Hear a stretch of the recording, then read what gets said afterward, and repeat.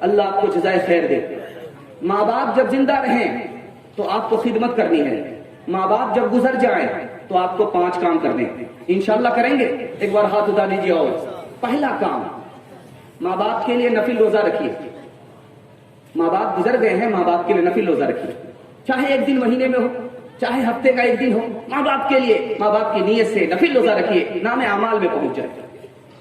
ماں باپ کے لیے نفل نماز پڑھیے، نام اعمال کھلا ہوا ہے، آپ ادھر پڑھیں گے، رکوع کریں گے، وہ رکوع وہاں پہنچ جائے گا، ادھر آپ نے سجدہ کیا، وہ سجدہ وہاں پہنچ جائے گا۔ پہلا کام۔ دوسرا کام کرنا ہے، ماں باپ کے لیے دعا کرنی ہے۔ آپ یہاں دعا کریں گے، آپ کی اولاد آپ کے مرنے کے بعد آپ کے لیے دعا کرے گی۔ تیسرا کام آپ کو کیا کرنا ہے، دھیان سنیے گا، جو باپ نے کسی سے وعدہ کیا اس کو پورا کرنا ہے۔ باپ نے آپ سے جو وعدہ کیا، آپ نے جو باپ سے وعدہ کیا، اس وعدے کو انشاءاللہ پورا کرنا ہے، انشاءاللہ پورا کریں گے۔ چوتھا کام، باپ کے جو دوست ہیں اس سے دوستی رکھنی ہے۔ آخری کام، باپ کے جو رشتہ دار ہیں ان کے ساتھ رشتہ داری رکھنی ہے۔ آپ اگر باپ کے اوپر احسان کریں گے، اللہ آپ کے اوپر احسان کرے گا۔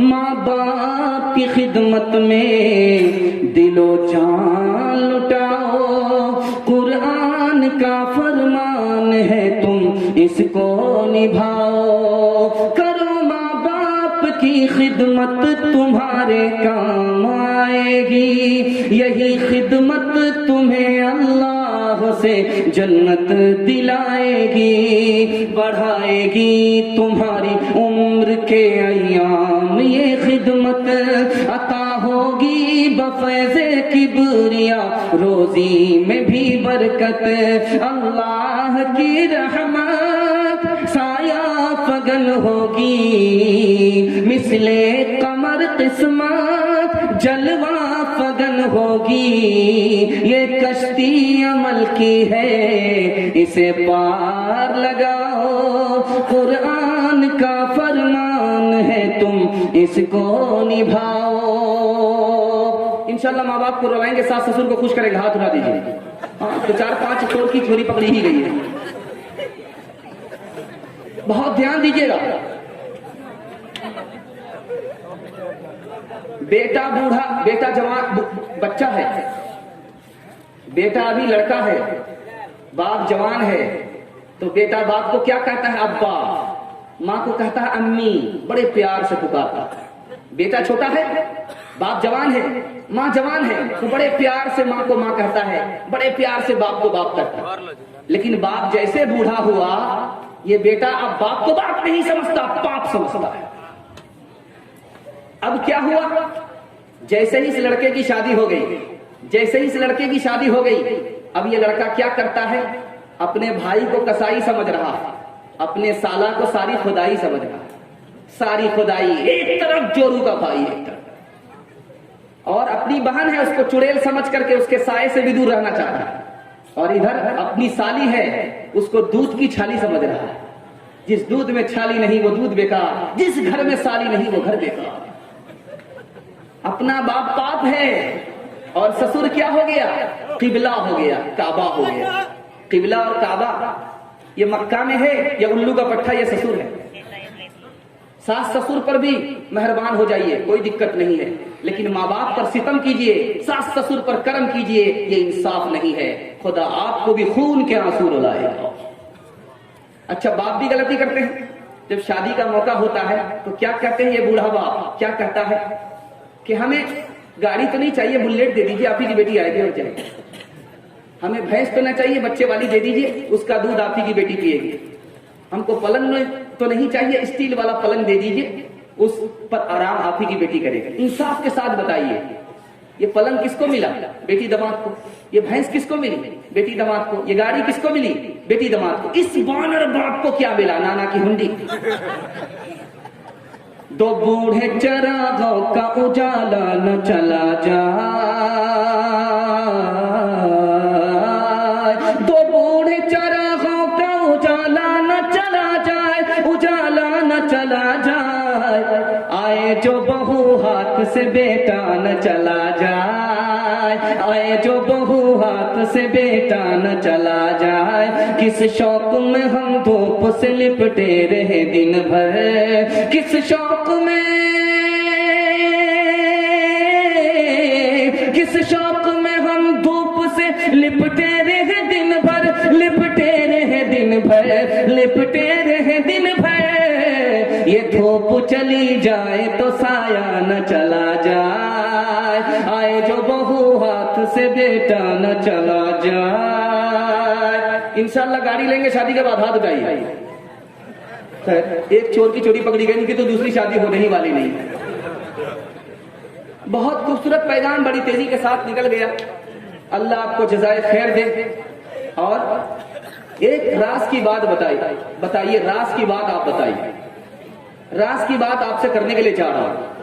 1/3 जलसा आपने मोहब्बत में निकाल दिया, 2/3 बाकी रह गया। रहने दीजिए, पंखा को अपनी जगह रहने दीजिए। बहुत खूबसूरत पैगाम आपकी खिदमत में लेकर के आ रहा हूं, बहुत ध्यान से इसको सुनिएगा।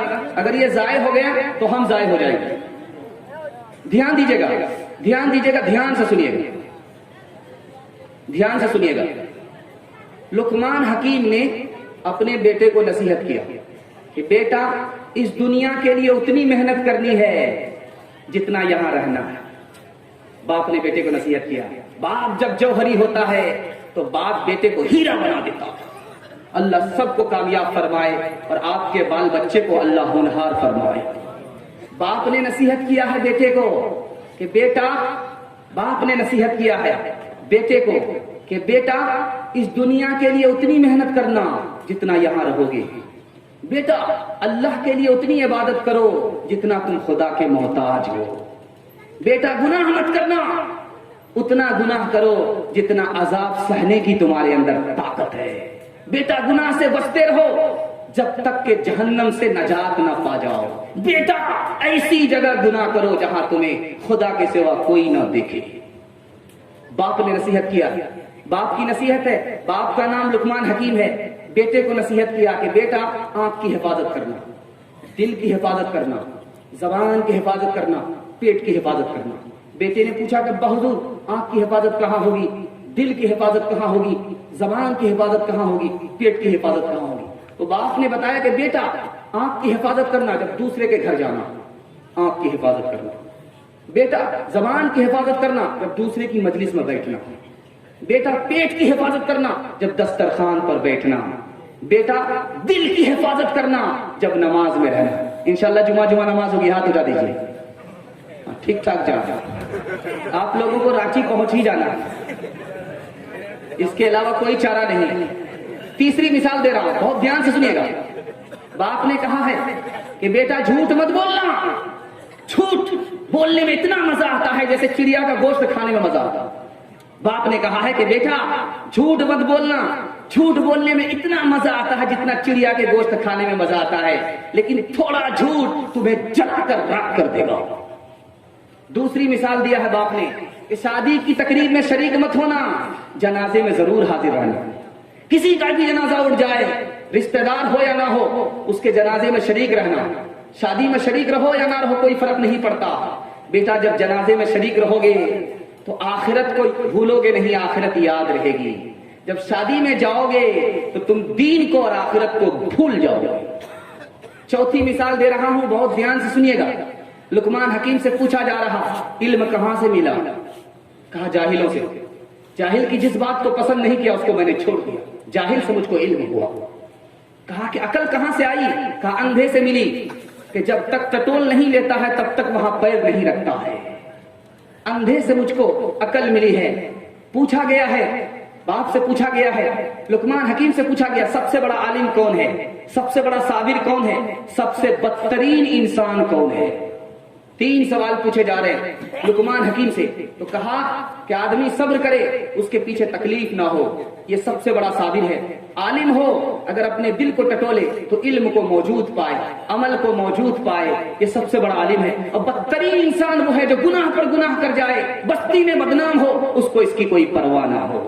आखिरी मिसाल दे रहा हूं, इस पर इस पैगाम को खत्म कर रहा हूं। लुकमान हकीम नौकर हैं, मालिक ने कहा बकरी ज़बह करके लाओ, गोश्त अच्छा पका करके लाओ, गोश्त अच्छा पका करके लाओ, बकरी ज़बह करके लाओ, गोश्त अच्छा पका करके लाओ। तो जबान को पका करके रख दिया, दिल को पका करके रख दिया। कहा कि हमको जबान पसंद नहीं, अच्छा गोश्त नहीं होता, हमको दिल पसंद नहीं है, ये अच्छा गोश्त नहीं होता। तो लुकमान हकीम ने कहा कि आपने सही कहा। کہا پھر تم پکا کر کے کیوں لائے؟ کہا کہ اچھا بھی ہوتا ہے اور برا بھی ہوتا ہے۔ جب زبان غلط استعمال نہیں کرتی، جب زبان غلط استعمال نہیں ہوتی، اس سے بہتر کوئی چیز نہیں ہے، اور دل میں جب خوف خدا ہوتا ہے اس سے بہتر کوئی چیز نہیں ہوتی۔ دل گلستان تھا تو ہر شے سے ٹپکتی تھی بہار، دل بیاباں ہو گیا، عالم بیاباں ہو گیا، میرا دل بدل دے، میرا دل بدل دے، میرا دل بدل دے، میرا غفلت میں ڈوبا دل بدل دے، میرا غفلت میں ڈوبا دل بدل دے، ہوا ہرس والا دل بدل دے، میرا غفلت میں ڈوبا دل بدل دے، گنہگاری میں کب تک عمر کاٹوں، گنہگاری میں کب تک عمر کاٹوں، بدل دے میرا رستہ دل بدل دے، میرا غفلت میں ڈوبا دل بدل دے، میری فریاد سن لے میرے مولا، میری فریاد سن لے میرے مولا، بنا لے اپنا بندہ دل بدل دے، میرا غفلت میں ڈوبا دل بدل دے۔ آپ لوگ تھک گئے تو ہاتھ اٹھا دیجیے۔ خیر بہت لوگ مس کر رہے ہیں بھائی، دھیان دیجیے گا، بس آپ کا جلسہ نکل گیا آپ کی طلب کے اوپر، مجھے بھی پتہ نہیں چلا، آپ کو بھی پتہ نہیں چلا، تھوڑا سا جلسہ باقی ہے، ہاتھی پاس کر دیا، دھوپ پھنسی گئی، ایک دھکے میں وہ بھی پاس ہو گیا انشاءاللہ۔ تھوڑا سا جلسہ آپ کا باقی رہ گیا ہے، بس سنا رہا ہوں، جلدی سے آپ کے جلسے کو نکالنا۔ 4 چیز سے انسان بنا ہے، کس سے بنا ہے؟ آگ سے، پانی سے، مٹی سے، ہوا، اور اس کا اثر کیا ہوتا ہے میں آپ کو بتانے کے لیے جا رہا ہوں۔ آپ کا اللہ علم میں اضافہ فرمائے، میرے مطالعہ کو تازہ فرمائے۔ آگ سے انسان پیدا ہوا، ہوا سے انسان پیدا ہوا، اسی کی وجہ سے تکبر کرتا ہے۔ تکبر آدمی کیوں کرتا ہے؟ سر اٹھاتا ہے، دوسرے کو چھوٹا سمجھتا، اپنے کو بڑا سمجھتا۔ کہاں سے؟ آگ سے پیدا ہوا، اسی کا اثر ہے، اور ہوا سے پیدا ہوا، اسی کا اثر ہے۔ آدمی کنجر ہے، بخیل ہے، مکھی چوس ہے، پیسہ رہنے کے باوجود دوسرے کو دیتا نہیں ہے، اتنا بڑا کمینہ ہے، خود بھی نہیں کھا رہا، دوسرے کو کھانے بھی نہیں دے رہا ہے، جو تیسرا کسی کو کھلانا چاہتا اس کو بھی منع کرتا، اتنا بڑا کنجر ہے، اتنا بڑا مکھی چوس ہے۔ یہ کہاں سے پیدا ہوا؟ یہ کہاں سے ہوا؟ یہ مٹی سے ہوا، مٹی سے بنا، اس لیے بخیل ہے۔ اور آپ کو تعجب ہوگا، انسان پانی سے بنا، زنا کیوں کرتا ہے؟ اسی پانی سے بننے کی وجہ سے۔ اور آدمی لالچی کیوں ہے؟ لالچ کیوں کرتا ہے؟ اسی پانی سے بننے کی وجہ سے۔ دھیان دیجیے گا، میں نمونہ کو بڑی تیزی کے ساتھ لا رہا ہوں، بہت دھیان سے سنیے گا۔ ایک پیغمبر ہے بنو اسرائیل میں، الیسع علیہ السلام، انہوں نے کہا میں اپنا خلیفہ چننا چاہتا ہوں۔ لوگوں نے کہا میرے بیٹے کو خلیفہ بنا دو، میرے بیٹے کو خلیفہ بنا دو۔ کہا کہ میرا خلیفہ وہ ہوگا جو 3 خوبی رکھتا ہے، دن میں روزہ رکھتا ہے، رات میں جاگ کر کے عبادت کرتا ہے، اور کسی پر غصہ نہیں کرتا۔ 100 میں ایک ہی جوان کھڑا ہوا جو روزہ رکھنے والا تھا، 100 میں ایک ہی جوان تھا جو رات میں جاگتا تھا، 100 میں ایک ہی جوان تھا جو کسی پر غصہ نہیں کرتا تھا۔ حکومت کس کو ملی ہے؟ جو غصہ نہیں کرتا۔ ہمارے جوان انشاءاللہ غصے کو پی جائیں گے، سب سے بڑا پہلوان، سب سے بڑا خلیفہ۔ تیسری مثال لا رہا ہوں، اس کو بہت دھیان سے سنیے گا۔ موسیٰ علیہ السلام نے اللہ میاں سے کہا، اے میرے پروردگار، کون سی امت کے بارے میں آپ کہہ رہے تھے؟ ایک امت ہوگی گناہ چھوڑے گی، دوسرے کو گناہ چھوڑنے کے لیے کہے گی، ایک امت ہوگی نیکی کرے گی، دوسرے کو نیکی کرنے کے لیے کہے گی۔ کہا کون امت ہوگی؟ اللہ نے کہا قرآن پر عمل کرے گی، قرآن کو سینے سے لگائے گی، قرآن کا نور ان کے سینے میں ہوگا۔ کہا کون سی امت ہوگی؟ تو کہا کہ سب سے بعد میں آئے گی اور سب سے پہلے جنت جائے گی۔ کہا کون سی امت ہوگی؟ جو کہا کہ ساری کتاب پر ایمان لائے گی اور گمراہ لوگوں سے قتال کرے گی، جنگ کرے گی۔ کہا کون سی امت ہوگی؟ جو اپنا مال نکالے گی، غریبوں میں بانٹے گی۔ کہا کون سی امت ہوگی؟ جو نیکی کا صرف ارادہ کرے گی، نیکی مل جائے گی، اور عمل کرے گی تو 10 سے لے کر کے 700 گنا ان کو نیکی ثواب ملے گا۔ کہا کون سی امت ہوگی؟ کہا جو شفاعت کرے گی ان کی شفاعت قبول ہوگی۔ تو موسیٰ علیہ السلام نے کہا کہ وہ کون سی امت ہوگی؟ کہا کہ محمد صلی اللہ علیہ وسلم کی امت ہوگی۔ موسیٰ علیہ السلام نے نبی ہو کر کے کہا، اے میرے پروردگار، مجھے اس نبی کا امتی بنا دے۔